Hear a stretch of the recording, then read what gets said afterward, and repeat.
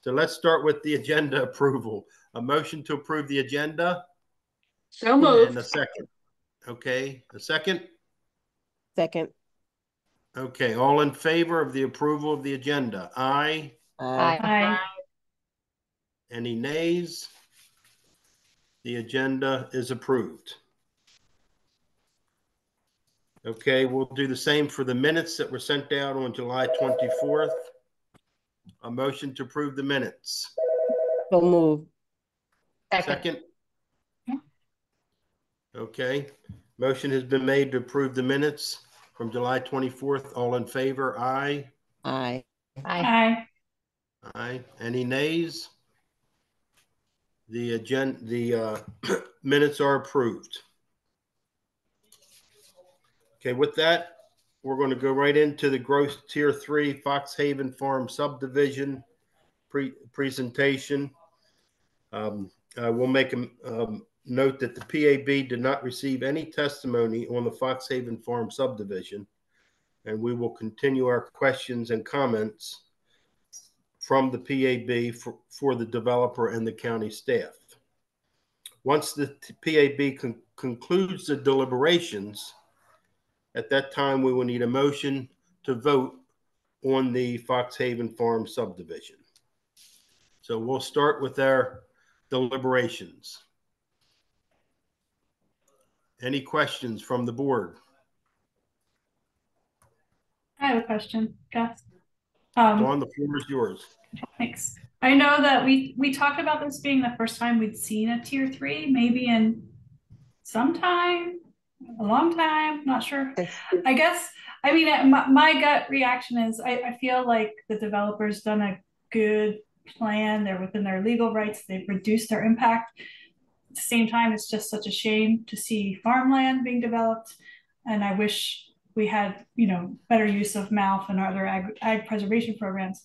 Do we have any sense of how frequently we'll expect to see these? Like, is that in any way predictable? Is this, if we approve this one, are we going to see 5 more this year?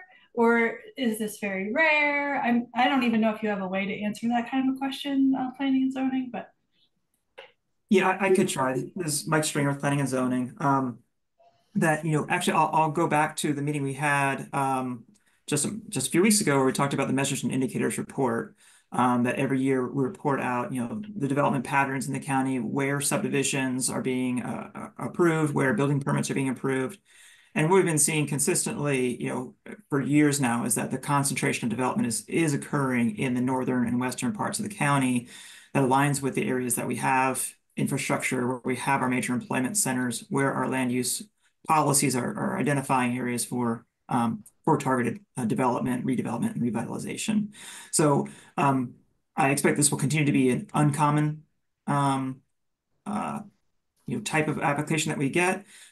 We can't predict year over year when a property owner and a family make a decision to sell a property, or when a developer makes an investment. But I think these will continue to be uncommon as the county land use policies and other controls continue to direct growth towards those areas of infrastructure and targeting development and redevelopment. Thank I you, have a Michael. follow-up. Melanie? Yeah, I have a follow-up to that. Very good question from Dawn. So Michael, does that mean, is there a way to tell, like, the pipeline? Is there, how far in advance would we, or would not we, but would the county staff planning and zoning know? How far in advance do they know what's in the pipeline? And just as a gauge of timelines for this. Right. Actually, we did just share too at that meeting with the measures and indicators that we now have this online dashboard for the development pipeline. And where that starts for us at the county is an application submittal. And this is kind of this is a occurrence that does happen where developers are required by our county code to have community meetings before their first submittal. So oftentimes people will hear about a project before we actually formally have an application in. So we kind of we can just be certain just about what's come in. And obviously a lot of projects get discussed, and markets change, dynamics change, and sometimes things are no longer feasible. So sometimes things get talked about in a community meeting and never come into us, or things come into preliminary approvals, but never go to final because, again, conditions change. So sometimes those things will sit in a pipeline for years and not actually be developed. So tough for us to predict on that. There's variability. Thank you for that. That's helpful. And I think that reiterates the importance of people staying on top of their constituent email. I mean, initially, I know that's how I find out. I'm not digging into the website on a regular basis just to stroll through the community meetings, right? But at least in my area from my constituent newsletter I get each week, they have a listing of those hearings. So it's just very important for the public and us to be aware of those. Thank you. Thank you, Melanie. Elizabeth? Has there been a community meeting on this project? Yes, I'll ask the developers representatives to comment on that. Yes, there has. There's been 2 meetings as required to get to this phase of sketch plan approval. So I thought I wanted to be sure. And then my second question is, and this may be putting you guys on the spot. I know that Lori Allen and Jenny signed off on this. Any other comments from OPZ? No, ma'am. Our positions are stated in that staff report that's signed off by Jenny and Lori. Okay. If I can add, I think it's worth noting that at the last meeting, the Planning Advisory Board asked several questions about septic systems and the ability to be able to fit them on these lots. So we've asked representatives from the Department of Health to come kind of speak to that. So as kind of one follow-up item from staff perspective. And Brian Chu, do you want to kind of speak to that? Sure. Yeah, I'm here. Trey Scally here also from the Health Department. We don't have any objection. We met with Kevin at Messick yesterday. They can fit all this stuff. They just may have to jockey the house location around a little bit or something. They went down from 40 or 42 lots down to 18. So they worked with us. We see no reason that they cannot make these 18 lots work. Absolute dire worst case scenario, instead of having a 3,500 square foot house, they might have to have a 3,000 square foot house or something. But all the septics will fit, all the wells will fit. Kevin has marked up plans that we looked at yesterday at the office, and it addresses the comments.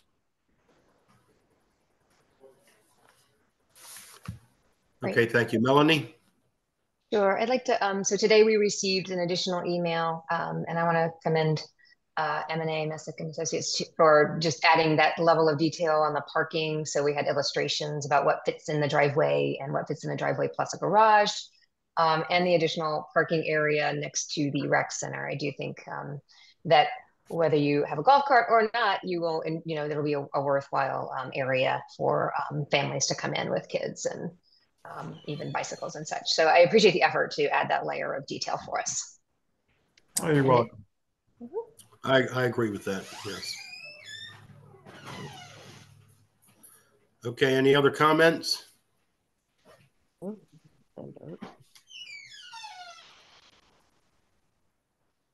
No other comments? I don't see any hands raised. Oh, there's Elizabeth. Okay, Elizabeth. You're about to go to vote, so I'm going to take this opportunity like they do in county council and explain my vote. I do have concerns. We worked really hard on Plan 2040. It was a 5-year process. And we looked at the tiers, we looked at the targeted growth areas, we looked at septic and water, we looked at the water master plan and everything else. And I commend Messick. You've done a great job. I agree with all that. I can't do it. I'm sorry, but I just can't do it. And I'm very concerned about the schools. To say out of 18 homes that there's going to be 3 elementary school students, 1 middle school student, and 2 high school students, I find that very hard to believe. And I know you've got some new school systems opening. I know that there's going to be redistricting. And I think you guys have done, as I said, a commendable job given the space. But I do worry about the farmland. And I just think that the targeted area, we need to stick with where the infrastructure is. We need to go with the targeted areas, and that explains my vote. Thanks, guys and ladies. Thank you. Thank you, Elizabeth. Lawrence? Yes, sir. So since we're going to go ahead and vote, I guess I just had a question. Since the health department, I guess, has answered the, I guess, previous statement and they're good with all the other issues going on, I was wondering, is there any way to lessen the lot or lessen the lot number by a hair just to kind of keep away the septic from the neighbors? Um, Kind of like some of the health department had pointed out, it's a little close. I was just wondering, since nobody is going to get water there ever, would it be a good idea to put all that septic beside the drinking water that you're drinking? I mean, just a personal thought. And then it is not really in the affordable housing zone since it's tier 3. I don't see why that couldn't really be effective. Just a thought.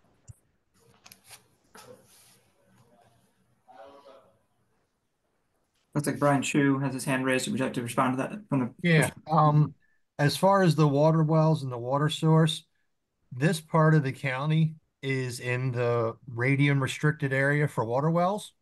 The water wells are going to be somewhere between 300 and 500 feet below the surface, down into the deeper aquifers.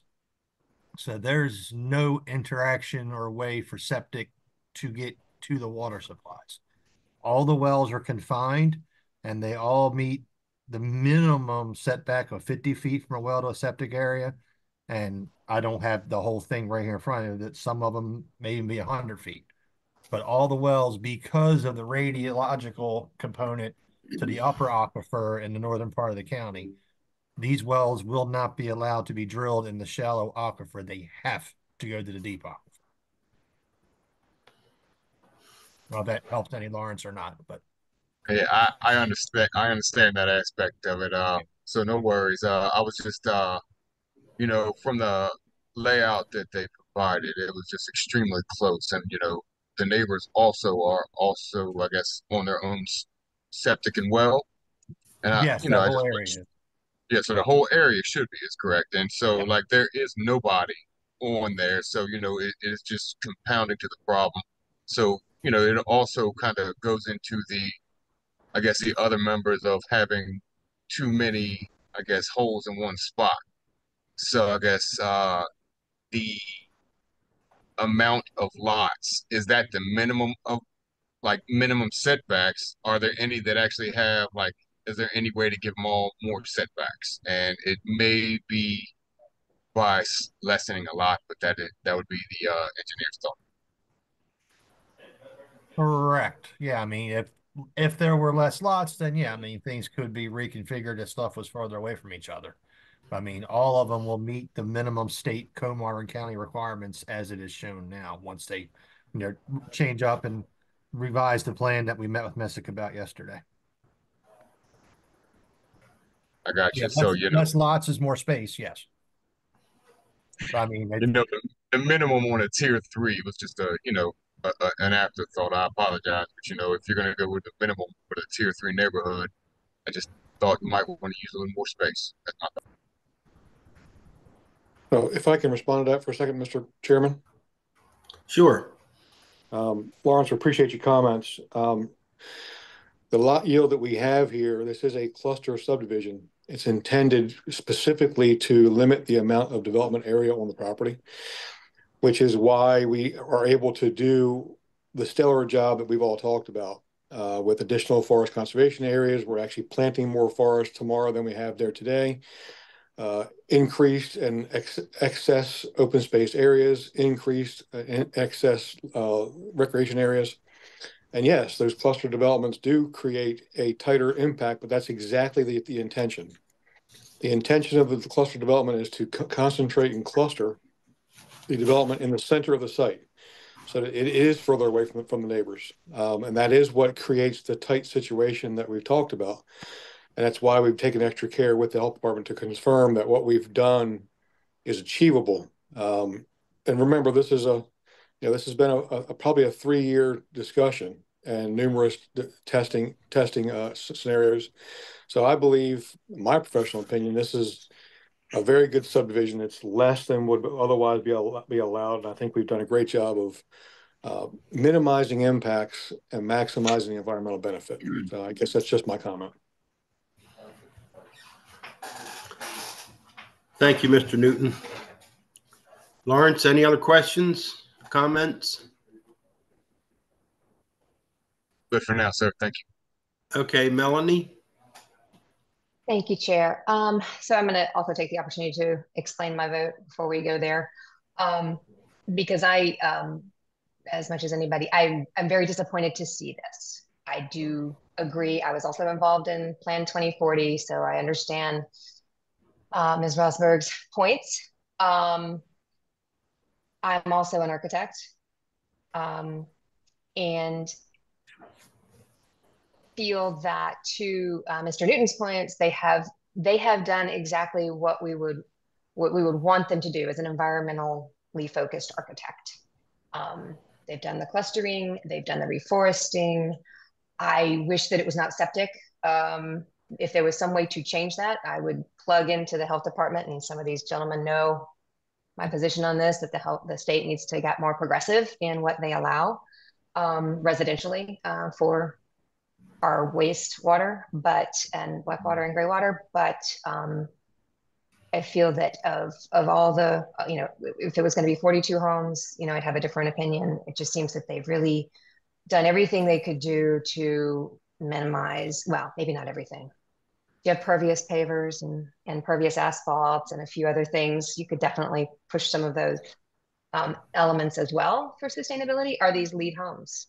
Are these net zero homes? Now we can start talking, but I know you guys are civil engineers, not, not the designers yet. So not the architects, so I'd hope to see some of those elements come in the future to further kind of pave over, not pave over, bad analogy, to further kind of, make it more acceptable in a way to be in the area and to have more septic in our county. So that's my position. I think you've done everything you can do until you get to the actual building. And I hope that you push the developer to challenge them to make these net zero ready homes.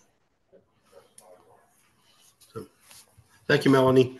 And I would like to add, Melanie probably took most of the words out of my mouth. I was going to say the same thing, that I think that this is a good design and is less impactful than definitely was originally proposed. So the system has worked the way it should to try to be a win-win for everybody. So are there any other comments out there? Yes. Okay, Dawn. Just echoing what you said and Melanie said, and also Elizabeth, just explaining it. I think that the development is a lot less impactful than it could have been, and I think I don't want to penalize that. I want to support that. It's a shame to lose farmlands. I also don't want to penalize farm families. So I just, going forward, I want to look at all those big pictures, like how many of these are there? What's the ag program look like? What does this area look like? Because to the west of it is very developed, and you're near school, which I think is a good thing, and you're walkable. To the right of it is our conservation area where we have Bacon Ridge and other things. So like a lot of Anne Arundel County, it's that challenging, that challenging growth. So I appreciate everyone's comments. Okay, if there's no other questions, I will say that, this project is 3 to 4 years in the making, and it has been molded into what it is now. And it took, I'm sure it was a lot of work, give and take, to get it to this position. And I want to commend all involved, the health department, P&Z, Messick and Associates, everybody, to get it to this point. So with that, if there's no other comments, do I see any other hands? I am ready at this point to have a recommendation for a motion on this project. Chair, I move that we approve Growth Tier 3 Foxhaven Farm subdivision N 2021-0019, project number 2021-0065-00NS for approval. Okay, is there a second? I second. Okay, Van seconds. At this time, I would like to have everybody raise their hand that is for the motion. Let me hit that button here. That way, Jessica can take an accounting. And let's see here. Who do we have? Bear with me here. 5 in the affirmative. Okay. So we have 5 in the affirmative, and Elizabeth, you've already stated your position, and thank you for that.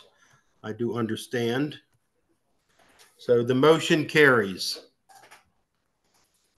So with that, this motion will also include a resolution as well as a typical deliberation letter that we will recommend the Foxhaven subdivision.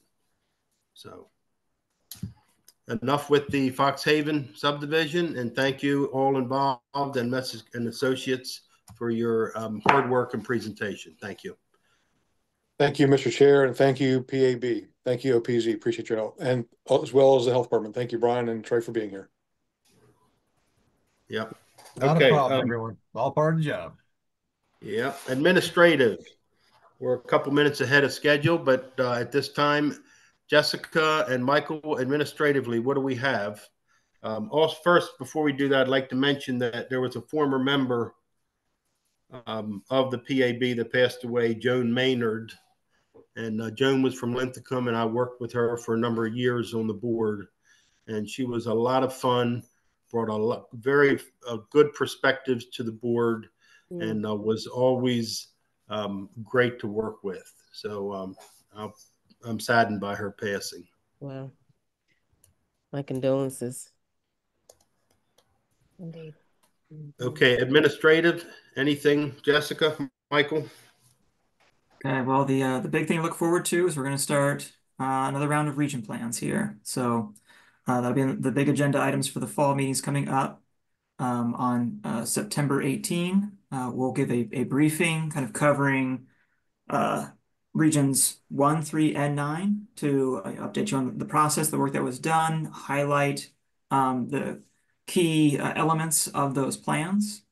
And then going into the end of September into October, we will then have a series of public hearings where we will meet in person in each of those respective regions. So we'll be moving around the county so that way we can be close to the areas of the subject of the plans and listen to public testimony. So there'll be a series of those 3 meetings each in regions 1, 3, and 9. And then following those into November, we'll then have our deliberation meeting. And as a reminder, we've tried to stretch the schedule. Last year it was very compressed when we did regions 2, 4, and 7. So the goal is to have basically kind of a meeting a week as we move through those public hearings and deliberations, trying to avoid doubling you up with, full day meetings or 2 meetings in a row kind of things. Jesse, do you want to add anything to that? No, I think that's good. The locations, do you want me to say this or? Okay. So for region 1, we'll likely be at the Maritime Institute of Technology and Graduate Studies in their auditorium. That is kind of like a campus, so it is a little bit confusing. I did go out and check out the space just so I could, know where we have to park and go in so I can give that information to you guys because I would hate to have, imagine what we had today starting this meeting, but with parking and trying to get into a building. And then region 3 will be at the Hine building in Glen Burnie, which once again is an auditorium. That one is a pretty cool space. It's actually it used to be a theater. So that's very nice. And there's a public parking garage, and then you go down to ground floor and you enter on B&A Boulevard side. And then for region 9, we'll be at Southern High School, which is technically within region 8. But as I'm sure you guys know, region 9 is very long along the coast. And so Southern High School puts us more in the middle of the region then. It was a little, even though it's a little outside of Region 9.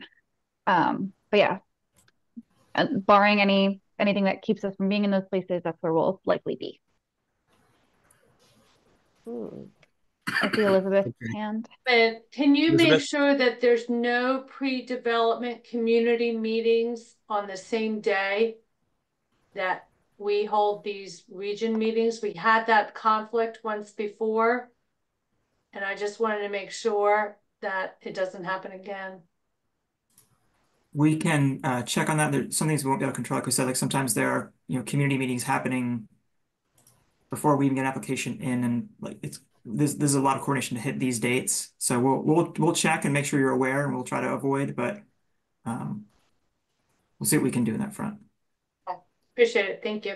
Mm-hmm.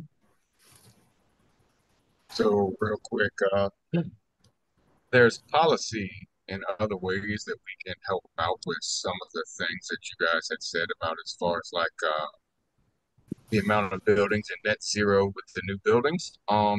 In other places, there are ways that they have any new construction has to be able to be net zero comparable with renewable energy. I mean, I know I deal with a lot of like California and Florida stuff, but they all have building policy, even as close with commercial, that any new structures have to be green energy available or net zero compatible, I guess. I'm not sure the terminology, but that might be something you could push on the county council for the whole.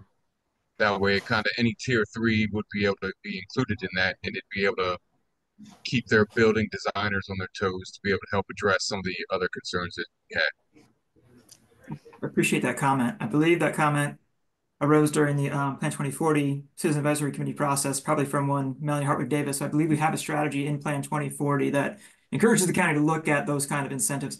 The county does have a financial, I believe it's there's a financial incentive in county code relative to green building. It's modest by comparison to some of the other jurisdictions. But I think we've put that on the policy radar for the county to work on with Plan 2040, and I agree that's something we can continue to make progress on. Michael, I believe that, so there's a tax credit for certification, and that can be either LEED, which is USGBC led, or it can be NAHB, National Association of Home Builders. They have a NGBS, which is National Green Building Standard, and the county also accepts that certification. It can be $5,000, $10,000, or $15,000 or Anne Arundel County tax credit, depending on which certification level you get. I think I heard that it might sunset, like there's a sunset to that. And so I think it might, I should check the dates on that, and maybe Michael, but in any case, I think it's important to keep the pressure up on the council to renew that incentive for homeowners, because I know for me, especially in my practice, it's very beneficial. It can make or break the project. They appreciate getting a really efficient, low maintenance, low energy intensive home, but it does cost more and better materials in some regard, especially if you don't plan from the very beginning on it. The more integrated the design, the better you are off and economically.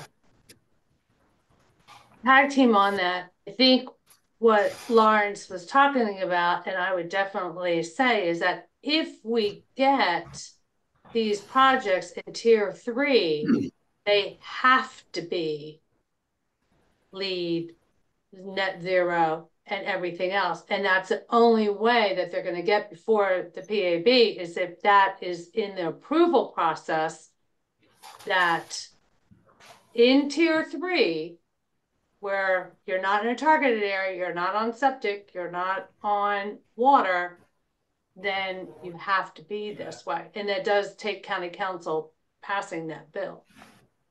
But it would definitely change the big picture. I agree, because if you start in the beginning, then there's no reason it can't be incorporated and done, especially tier 3 is not a cheap home. So I would assume, especially with the golf carts, etc., there's no, I don't see any reason why it can't happen. It's my thought. Yeah, I think it's worth a study group with it to some degree because also the county just accepted or approved the 2018 codes, and the codes themselves are really, really pushing new builds. So I don't know, Elizabeth. I hear you, but I wouldn't want to limit it to tier 3. I think it should be everybody, and I think that that's really where it's headed. But in Plan 2040, it's recommended. It's suggested. Well, Plan 2040 is not. Love our hard work, but it's not enforceable. Exactly. I agree with Elizabeth. I'm sorry. But what I'm saying is make it code, make it enforceable. But I think everybody should adhere to it, not just tier 3. I agree. I agree. But like we said, I mean, it's only recommended, it's only suggested. Whereas if we make it code, it's enforceable. Right. I mean, we should do it for the whole county, but good luck with that. Okay, a lot of good comments. Are there any other comments? And administratively, Jessica, when is our next meeting? Our next meeting, I anticipate, will be September 18th. That'll be that first briefing to the PAB about round 2 of the region plan. There is a potential PAB date in between today and September 18th. However, I don't have anything on the agenda, so barring, say, one of Naomi's CIP things, I don't see, like, barring an emergency one of those, I don't see us having a meeting in the interim. Okay, well, since we're going to be real busy in September and October, November-ish, let's try to keep it that way. Keep it 18th. So, okay, is there any other business that needs to be brought before the board tonight? Motion to adjourn. That's good business. A second. All in favor? Aye. Okay, this meeting is adjourned. Thank you for all your input and time. Thanks all. Appreciate it. Thank you all. Enjoy the rest of the summer. Good luck with school. Thank you. August.